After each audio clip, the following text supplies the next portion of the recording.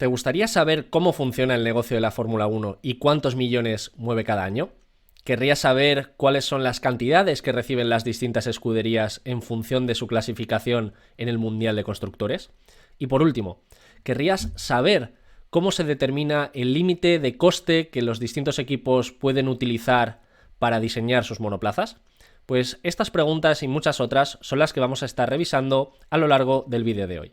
Ya sabéis que de vez en cuando me gusta traeros un contenido distinto en el que combinamos finanzas, en el que combinamos deporte, y pues me ha parecido súper interesante pues un vídeo distinto y en el que podamos hablar del negocio de la Fórmula 1. Como fan desde hace muchísimos años de la Fórmula 1, pues siempre me ha apasionado entender un poco cómo los negocios funcionan, rascar un poquito en sus cuentas de pérdidas y ganancias, y en el día de hoy pues os traigo una revisión completa sobre cómo funciona el negocio de la Fórmula 1. Un negocio muy lucrativo y que está en auge. Creo que es una evidencia y por lo menos para los aficionados desde España, con Fernando Alonso, con Carlos Sainz, pues es una evidencia que el interés que se ha despertado pues por esta competición y por este mercado pues no para de crecer, o al menos a lo largo de los últimos años.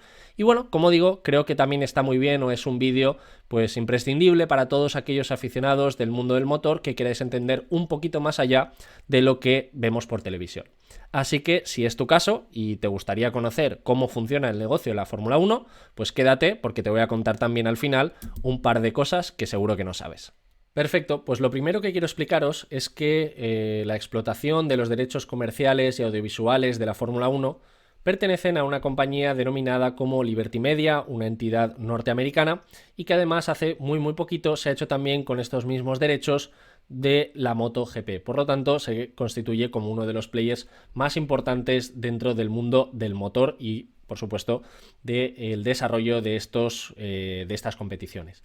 Para ello, y como se trata de una compañía muy grande, a la hora de reportar sus estados financieros, lo que suele hacerse es hacer un disclosure de las distintas divisiones o áreas de negocio principales o subsidiarias con las cuales pues esta compañía tendría pues una especie de cuenta de pérdidas y ganancias específica para el negocio de la Fórmula 1.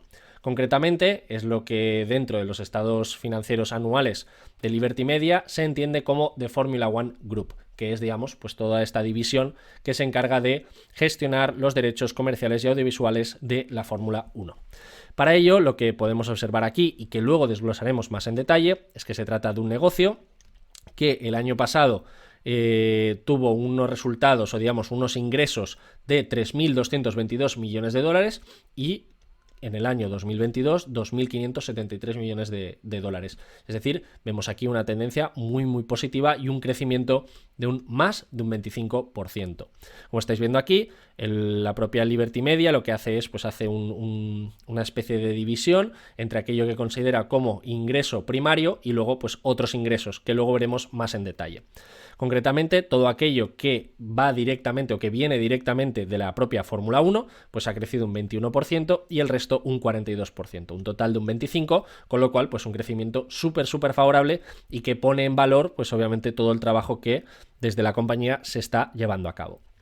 También, en este caso, lo que estamos observando aquí es que el crecimiento de los gastos también ha aumentado, es decir, lo que estamos observando es que por una parte el pago a los diferentes equipos, que viene a ser pues uno de los gastos más importantes que tiene la Fórmula 1 en sí mismo, ha crecido un 5%, y luego otros costes, que luego veremos también en detalle, un 76%. Como muchos de vosotros también sabéis, a lo largo de los últimos años, pues el número de carreras ha ido aumentando. En el año 22 y 23 se han mantenido estables, pero en los últimos años teníamos carreras inferiores, es decir, había un número de carreras menor y por lo tanto pues también los ingresos eran menores. Pero en cualquier caso nos sirve muy bien para entender cómo funciona pues esta estructura, ¿no? de ingresos y de gastos que más o menos van a la par, porque fijaros aquí, Cost of Formula One Revenue, lo que tenemos aquí a efectos, lo que podría ser una especie de coste variable, pues ha crecido en un 29%. ¿Cómo podemos llegar a entender pues estos pagos a los equipos? Pues principalmente se estructuran en función de cómo quedan dentro del campeonato de constructores, es decir, se trata de la competición más importante dentro de la Fórmula 1, pese a que obviamente desde el punto de vista del aficionado siempre nos quedamos con la competición que conlleva pues al ganador, ¿no? del año, es decir, al propio piloto individual. Sin embargo, el campeonato de constructores es sin duda uno de los más importantes, porque es el que determina cuáles son los ingresos que se va a llevar cada una de estas escuderías o equipos en función de cómo queden. Aquí tenemos una estimación por parte de motorsport.com a cierre de 2023, que lo que nos indicaba era que el campeón de constructores se llevaba alrededor de unos 140 millones, el segundo clasificado 131 y el tercer clasificado 122. Fijaros aquí cómo la diferencia pues es bastante grande y obviamente pues de pasar de un quinto clasificado a un segundo clasificado, pues la diferencia de más 30 millones de dólares pues es tremendamente importante, ¿no? Y sobre todo en algunos presupuestos de algunas escuderías de la zona baja y de la zona media, pues poder subir simplemente un puesto o tener un punto más, un punto menos, a veces es crucial. Y luego fijaros aquí también, porque esto es muy, muy interesante, podemos ver el operating income ajustado antes de depreciación y amortización, que para los que seáis un poco más financieros, eso implica que, bueno, son unos costes que están capitalizados y que obviamente no implican salida de caja y que se utilizan mucho pues para ratios de rentabilidad, etcétera, y que nos van a venir muy bien, ¿no? Para saber más o menos si el negocio por sí mismo es rentable o no. Como estáis observando aquí, 725 millones de dólares, un 22% más. Por lo tanto, lo que estamos viendo es que pese a que hayan aumentado los gastos variables, llamémoslo así, pues el negocio en sí mismo genera un 22% más con respecto a su actividad ordinaria, pese a que aquí estamos hablando de primary y de other, ¿vale? Entonces, bueno, finalmente, operating income de la sección de Formula One Group, estamos hablando de 392 millones de dólares, un negocio muy, muy lucrativo y que ha crecido un 64% desde el cierre de 2022. Por lo tanto, esta sería este primer paso que haríamos a la hora de entender pues, el negocio de la Fórmula 1, un negocio que es muy rentable, un negocio que crece mucho y que, pues en este caso, las perspectivas son de que lo siga haciendo a lo largo de los próximos años. Por lo tanto, y una vez explicadas y contestadas las dos primeras preguntas que nos hacíamos al principio del vídeo con respecto a la cantidad que mueve el mundo de la Fórmula 1 y cuáles eran las compensaciones que recibía cada uno de los equipos en función de su ranking de constructores, vamos a hablar también de lo que se conoce como el límite de coste presupuestario, es decir, existen una serie de límites que la Federación Internacional de Automovilismo establece para los distintos equipos y con los que tratan, pues de cierta forma, de compensar o de que todos puedan estar más o menos en la misma línea. Existen obviamente pues escuderías o equipos que tienen mayor presupuesto, como podría ser Ferrari, como puede ser Red Bull, como puede ser Mercedes, y obviamente pues existen otras que son más humildes y que obviamente pues no tienen esa capacidad. Por lo tanto, lo que se establece pues, es un límite máximo de gasto, pero que tiene sus propias particularidades. Actualmente, y según estas mismas estimaciones que hemos visto anteriormente, el presupuesto estaría aproximadamente los 135 millones de dólares, que más o menos va también muy en la línea de lo que hablábamos anteriormente, es decir, que se podría quedar cuenta con paga o, pues bueno, un poquito por debajo con respecto a todo lo que recibimos en función de cómo hemos quedado en el campeonato de constructores. Para todos aquellos equipos que estén más o menos entre el tercer y el primer escalón, pues obviamente nos encontramos que más o menos pues con ese dinero que recibimos por parte de la competición, todo el gasto en desarrollo se puede compensar. Sin embargo, estos presupuestos tienen ciertas particularidades. La primera es la de entender que los motores, dado que son un componente más complejo y que además no todos los equipos son motoristas puros y duros, tienen otra partida de gastos o tienen otros límites, ¿no? U otras normativa de costes. Para ello, nos viene muy bien también esta documentación que mencionábamos anteriormente, que está compartida por motorsport.com, para entender cuáles son los costes que sí que entran dentro del límite y cuáles son los que no. Lo primero es, ¿qué es lo que nos vamos a encontrar dentro del límite? O digamos, los equipos no pueden pasar de los 135 millones. Pues vemos aquí todas las piezas del coche, desde el volante hasta las tuercas de las ruedas, y esto también, pues obviamente, va a implicar pues todos los gastos de reparación, que lo veremos aquí, es decir, los recambios. Si tenemos pues un accidente o si tenemos que hacer pues cualquier tipo de mejora, pues obviamente esto también va a estar dentro del presupuesto que sí que constituye el límite de coste de la Fórmula 1. Tenemos aquí elementos necesarios para el funcionamiento del monoplaza, casi todo el personal del equipo de Fórmula 1, que ahora veremos por qué, todo el equipamiento del garaje y los gastos de transporte que, pues como sabréis, son bastantes y obviamente a medida que hay más carreras, pues obviamente este es un gasto muy muy grande. ¿Qué es lo que vemos aquí? ¿Qué es lo que no entra dentro del límite de coste de la Fórmula 1? Pues bueno, esto también es curioso, ¿no? Y el salario de los pilotos no entra dentro de este límite, por lo tanto, a la hora del desarrollo del monoplaza, esto es más técnico, vamos a llamarle que sería más puro. Los gastos de viaje de la Fórmula 1, pero ojo, no es lo mismo los gastos de transporte del material que los gastos de viaje, ¿no? Esto sería de personas y material y digamos, capital humano, y aquí estaríamos hablando del propio coche, del propio monoplaza. Tenemos aquí el salario de los 3 miembros del personal mejor pagados, por eso aquí hablábamos de que casi todo el personal del equipo de Fórmula 1 y por lo tanto puedes invertir en tener 3 piezas clave del personal deportivo o digamos del personal del equipo con unos salarios muy muy elevados. Aquí pues se habla, ¿no? del caso de Adrian Newey, etcétera. Es decir, aquí tenemos algunos ejemplos. Tenemos también gastos de marketing de la Fórmula 1, que esto sería pues incluso algunos equipos que ni siquiera lo hacen desde el propio equipo de Fórmula 1, sino que es un marketing más global, ¿no? Como podría ser pues Ferrari quizá, que es una marca un poquito más amplia. Costes inmobiliarios y legales, derechos de entradas y licencias, actividades no relacionadas con la Fórmula 1, pagos por paternidad o enfermedad, esto sería más de recursos humanos, y luego por último las primas de los empleados y prestaciones médicas personales. Entiendo que será pues algún bonus específico por conseguir objetivos. Por lo tanto, pues con todo esto, como decíamos anteriormente, aproximadamente tienes que llegar a los 135 millones de dólares y no te puedes pasar. Interesante, como digo, pues obviamente un equipo que tiene menos roturas, que tiene menos accidentes y que tiene pues menos problemas a lo largo de la temporada, pues obviamente llega con un espacio mayor para todo lo que viene a ser el propio desarrollo.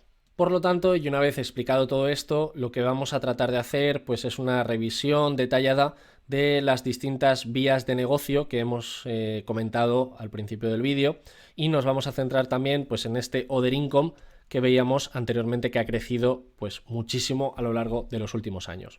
El primero, o digamos el primer elemento importante y que vemos dentro del reporting de Liberty Media es el de Race Promotion. Este es el que tiene que ver principalmente con la propia carrera, es decir, con todo el evento en sí mismo y de los distintos grandes premios que se realizan a lo largo de todo el año.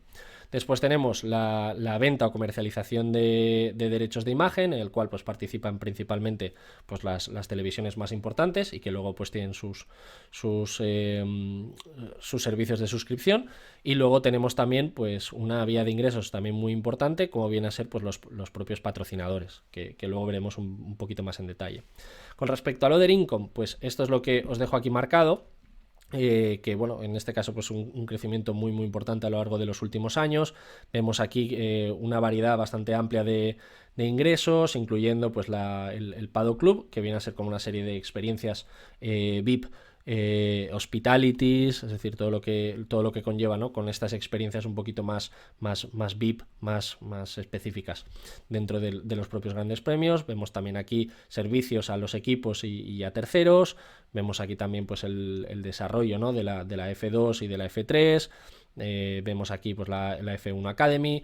Bueno, una serie de ingresos que, bueno, no los considera como Fórmula 1 puros, pero que de alguna manera pues estáis viendo que básicamente están muy relacionados, ¿no? Si estamos hablando de un reporting de una división específica, pues aunque lo denominemos como Other Income, yo creo que tiene bastante que ver. Pero bueno, en cualquier caso, nos podemos centrar en las diferentes, bueno, en las 3 partidas de ingreso que hemos visto anteriormente. El Race Promotion, que viene a ser pues principalmente el propio Gran Premio. Vemos aquí pues el ticketing, vemos aquí pues lo que genera los propios circuitos, vemos aquí pues concesiones, vemos aquí local sponsors. Es decir, esto lo que vendría a ser es todo el ingreso que los propietarios de los diferentes circuitos pagan para la promoción de esos grandes premios. Es decir, tú vas a pagar pues un canon por llevar a cabo pues este gran premio. En contrapartida, pues lo que hace la Fórmula 1 es te da la licencia para poder llevar a cabo pues este evento, y tú pues te llevas el dinero en función de pues los patrocinios que consigues, de los tickets. Es decir, básicamente lo que genera la propia Fórmula 1 viene más principalmente de conceder una licencia a los propietarios de los circuitos, que más allá del propio ticketing, donde se llevará pues a lo mejor un porcentaje más pequeño, ¿no? O no todo. Tenemos también las media rights, que esto lo hemos hablado anteriormente, donde tenemos pues a las diferentes grandes casas, ¿no? de televisión, a grandes media, donde pues en base a ello pues lo mismo, pagan una licencia para poder retransmitir la señal de la propia Fórmula 1. En el caso del Race Promotion estábamos en torno a un 29,3% de todos los ingresos que genera la Fórmula 1, y en el caso de media pues un poquito por encima, en torno al 32,2% en cierre de 2023. Y luego por último lo que tenemos aquí es el propio sponsorship, cercano al 18% a cierre del año 2023, y lo mismo, ¿no? Aquí pues bueno, os he querido dejar un poco de información sobre quiénes son los key broadcasters para la parte de media, donde tenemos ESPN, DAZN, Sky, Fox Sport, Viaplay, dependiendo de los diferentes países, y luego los key sponsors, donde tenemos Heineken, Rolex, Qatar Airways, DHL y Saudi Aramco, ¿no? Que esto yo creo que lo vemos también cada fin de semana en la propia retransmisión. Entonces, bueno, esto sería, digamos, de una manera pues sencilla, todo lo que conlleva pues estos tres ramas, ¿no? de ingresos con los que la Fórmula 1 pues genera este ingreso primario, que habéis visto que tiene un crecimiento enorme, y hasta llegar pues a un revenue junto con el other income de 3,2 mil millones de dólares y un crecimiento del 25%. Luego, como os he explicado también, pues existen otras partidas más relacionadas con la amortización, con la depreciación, con unos gastos variables, y bueno, pues hasta llegar, ¿no? a un operating profit, o en el caso del ajustado un poquito mayor, con un total de 22 carreras. Por lo tanto, si hacemos números y dividimos pues todos esos ingresos o ese resultado final por el número de carreras, pues creo que se queda pues un negocio súper rentable.